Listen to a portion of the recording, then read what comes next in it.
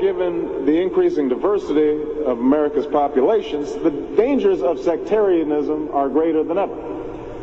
Whatever we once were, we are no longer a Christian nation, at least not just.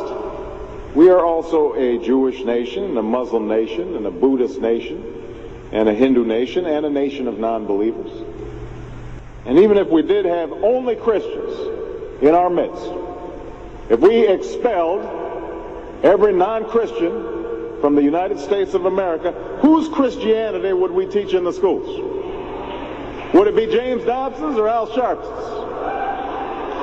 Which passages of Scripture should guide our public policy? Should we go with Leviticus, which suggests slavery is okay, and that eating shellfish is an abomination? Or we could go with Deuteronomy, which suggests stoning your child if he strays from the faith?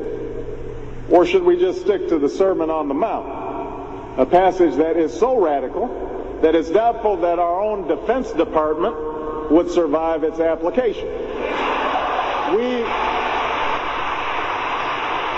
So before we get carried away, let's read our Bibles now. Folks haven't been reading their Bible. Which brings me to my second point. Democracy demands that the religiously motivated translate their concerns into universal rather than religion-specific values. What do I mean by this? It requires that their proposals be subject to argument and amenable to reason.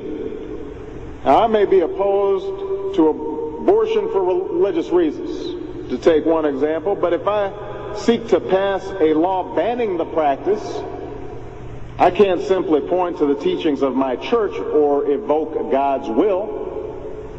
I have to explain why abortion violates some principle that is accessible to people of all faiths, including those with no faith at all. Now, this is going to be difficult for some who believe in the inerrancy of the Bible, as many evangelicals do. But in a pluralistic society, we have no choice. Politics depends on our ability to persuade each other of common aims based on a common reality. It involves compromise, the art of what's possible. And at some fundamental level, religion doesn't allow for compromise. It's the art of the impossible. If God's spoken, then followers are expected to live up to God's edicts, regardless of the consequences. Now, to base one's own life on such uncompromising commitments may be sublime, but to base our policy making on such commitments would be a dangerous thing. And if you doubt that, let me just give you an example. We all know the story of Abraham and Isaac. Abraham's ordered by God to offer up his only son. Without argument, he takes Isaac up to the mountaintop, he binds them to the altar, raises his knife, prepares to act as God commanded. Now, we know things worked out. You know, God sends down an angel to intercede at the very last minute.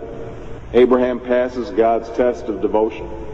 But it's fair to say that if any of us leaving this church saw Abraham on the roof of a building raising his knife, we would, at the very least, call the police and expect the Department of Children and Family Services to take Isaac away from Abraham.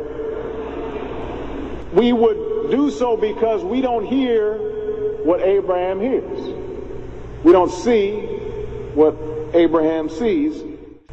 And so the best we can do is act in accordance with those things that we all see and that we all hear, be it common laws or basic reason. So we have some work to do here. But I am hopeful that we can bridge the gap that exists and overcome the prejudices that all of us to one degree or another bring to this debate. And I have faith that millions of believing Americans want that to happen. No matter how religious they may be or may not be, people are tired of seeing faith used as a tool of attack.